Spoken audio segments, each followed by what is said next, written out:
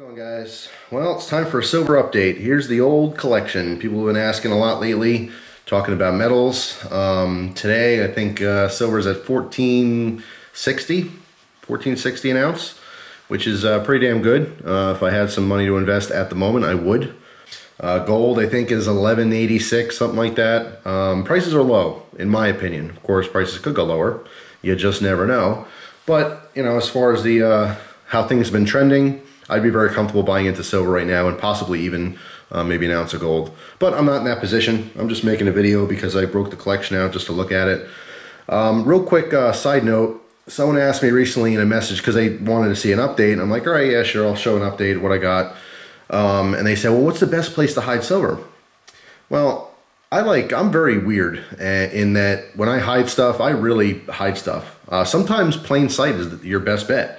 You know, if you happen to have a 100-ounce silver bar, I know this sounds crazy, but I wouldn't mind spray painting it black and, you know, putting stickers on it, making it look like some goofy thing and keeping it in your kid's bedroom. You know what I mean? Something that, like, you know, just if someone broke in your house, they would never in a million years think it's actually valuable at all. I've heard of people taking gold and smelting it down into like a paperweight and using it on their desk and painting it like red or green or something. You know what I mean? You can always get the paint off later. It's not going to harm it or devalue it in any way. But sometimes hiding something in plain sight is the best way to hide it. You know, you don't necessarily want to keep it in your underwear drawer where a crook is going to look, under your mattress, you know, in a safe. These are obviously target areas.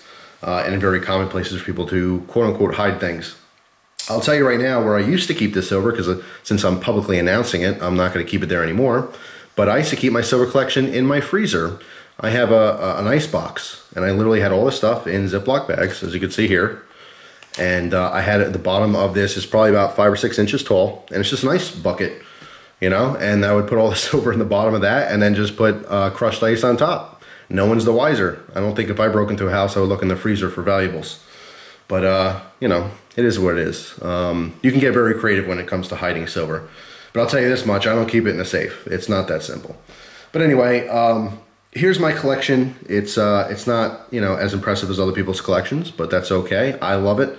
Each and every piece here means something to me. I remember each single piece of silver here has a story, where it came from, whether it was a gift from a viewer or something that I purchased myself, or, you know, it was a trade, because a couple of these things I did get in trade. You know, it all has a story. Collectively, if you're wondering how much is here, it's about 50 ounces in total. On the bottom here, I have some fractional silver, you know, some little tiny gram pieces, gram bars, gram rounds. You know, 1/4 ounce, 1/2 ounce. I have the silver shot. I like oddball sizes. As far as gold, this is my only gold I have in my collection. This 1 gram of raw gold. Straight out the ground. That's right, straight out the ground. But yeah, I like unique pieces, obviously. I showed you guys this recently from Monarch Precious Metals, the skull. 3 ounce art bar, I guess you call it. Art piece. It's not really a bar. Of course, the revolver, very cool, 38 special, so it's 38 grams.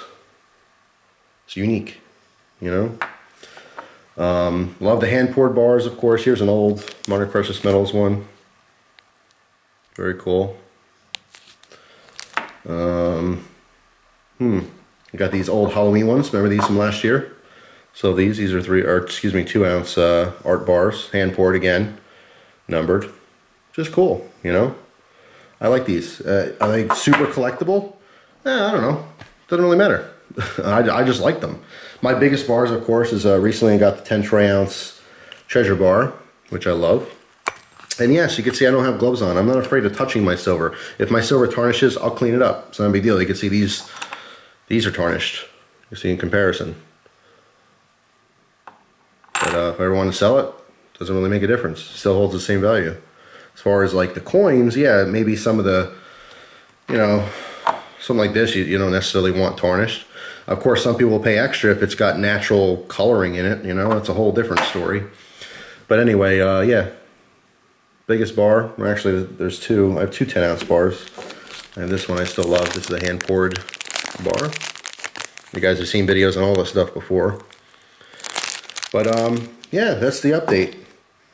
The coins over here just have, well, you can't really see it too well, but these just have silver content in them, but they're not, you know, all silver.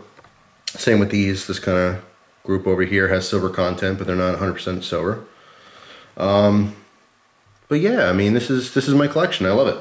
Like I said, each one tells a little story. But yeah, that's pretty much it. Just a quick update. I'm not going to show every single piece. I know some of you guys want to see every little piece and you want an hour-long video. I'm just kind of putting this stuff together. I'm rebagging it up and changing spots, because occasionally I do change where I keep all my silver, where I store it. I never keep it in the same spot more than, I don't know, a couple months, I guess. Not that it matters. I'm really the only person who even knows where I keep it. So I don't know why I do that, just something I do. But anyway, that's it. That's the silver update. And if you want my opinion on the subject, I'd be buying some silver right now.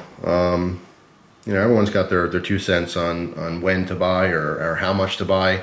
What I do is, I keep notes on everything. I keep all my receipts, first of all. Whenever I buy silver, I write down how much I bought. I mean, usually you'll get like your invoice if you're buying from a company. Like I have a lot of MPM silver here, so I keep my invoices when I get it from them.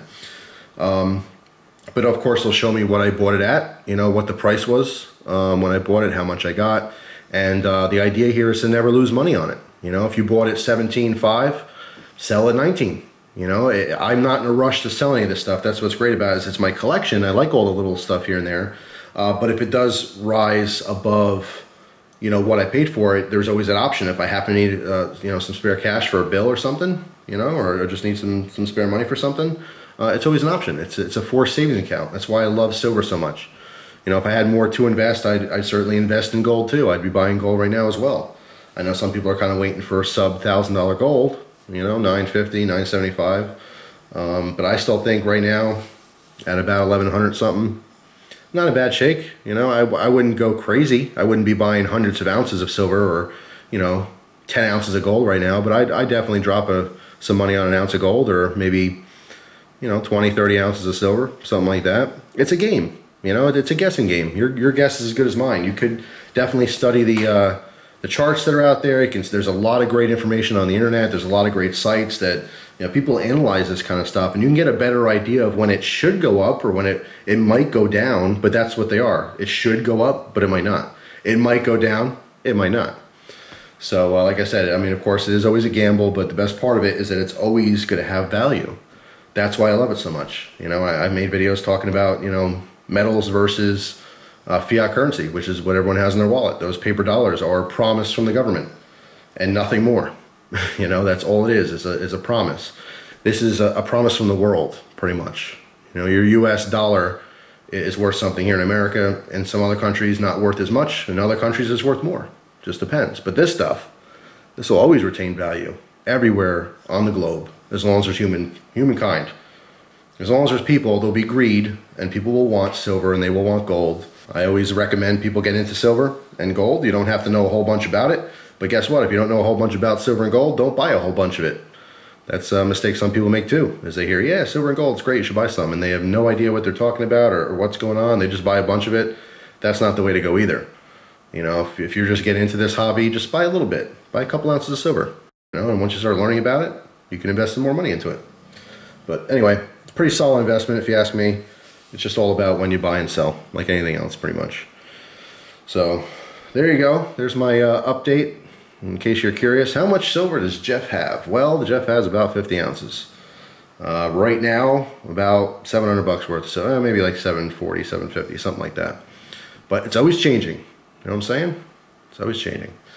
So there you go. Just a little silver porn for the people who are into that kind of stuff. If you're not into that kind of stuff, stay tuned. Got more videos on the way. Thanks for watching. Hope you guys have an awesome day, and I'll see you soon. Take care.